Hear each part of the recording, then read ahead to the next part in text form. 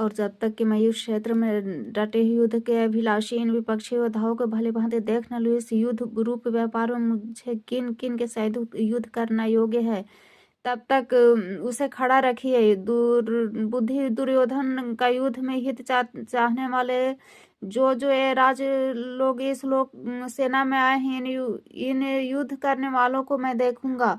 संजय बोले, धृतराष्ट्र अर्जुन द्वारा इस प्रकार कहे हो महाराज श्री कृष्ण ने दोनों सेनाओं के बीच में भीष्म और द्रोणाचार्य के सामने, संपूर्ण राजाओं के सामने उत्तम रथ को खड़ा करके इस प्रकार कहा कि है पार्थ, युद्ध के लिए जुटे हुए इन कौरवों को देख। इसके बाद पृथापुत्र अर्जुन ने उन दोनों की सेनाओं के स्थित ताऊ चाचों को, दादों परदादों को, गुरुओं के और मामाओं के भाइयों को, पुत्रों को, पौत्रों को तथा मित्रों को, ससुरों को और सुहृदों को भी देखा। उन उपस्थित संपूर्ण बंधुओं को देखकर वे कुंती पुत्र अर्जुन अत्यंत करुणा से युक्त होकर शोक करते हुए यह वचन बोले। अर्जुन बोले, है कृष्ण, युद्ध में क्षेत्र में डटे हुए युद्ध में के अभिलाषी इन स्वजन समुदाय को देखकर मेरे अंग शिथिल हुए जा रहे हैं और मुख सूखा जा रहा है तथा मेरे शरीर में कंप और रोमांच हो रहा है। हाथ से गांडीव धनुष गिर रहा है, त्वचा भी बहुत जल रही है तथा मेरा मन भ्रमित सा हो रहा है, इसलिए मैं खड़ा रहने को भी समर्थ नहीं हूँ। हे केशव, मैं लक्षणों के विपरीत नहीं देख रहा हूँ तथा युद्ध में स्वजन समुदायों को मारकर कल्याण भी नहीं देखता।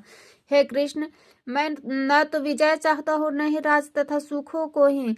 हे गोविंद, मेरे ऐसे राज्य से क्या प्रयोजन, अथवा ऐसे भोग से भी और जीवन में से भी क्या लाभ। हमें जिनके लिए राज्य भोग और सुखादि अभीष्ट है, वे ही ये सब धन और जीवन की आशा को त्याग कर युद्ध में खड़े हैं। गुरुजन, ताऊ, चाचे, लड़के और उसी प्रकार दादे, मामे, ससुर, पौत्र, साले तथा और भी संबंधी लोग हैं।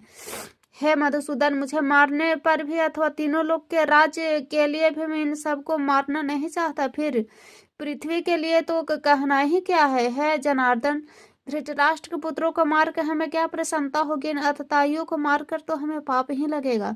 ये तो हे माधव, अपने ही बांधव धृतराष्ट्र के पुत्रों को मारने के लिए हम योग्य नहीं है, क्योंकि अपने ही कुटुंब को मारकर हम कैसे सुखी होवेंगे। यद्यपि लोभ से भ्रष्टचित्त हुए लोग कुल के नाश से उत्पन्न दोष और मित्रों से विरोध करने में पाप को नहीं देखते, तो भी है जनार्दन, कुल के नाश से उत्पन्न दोष और जानने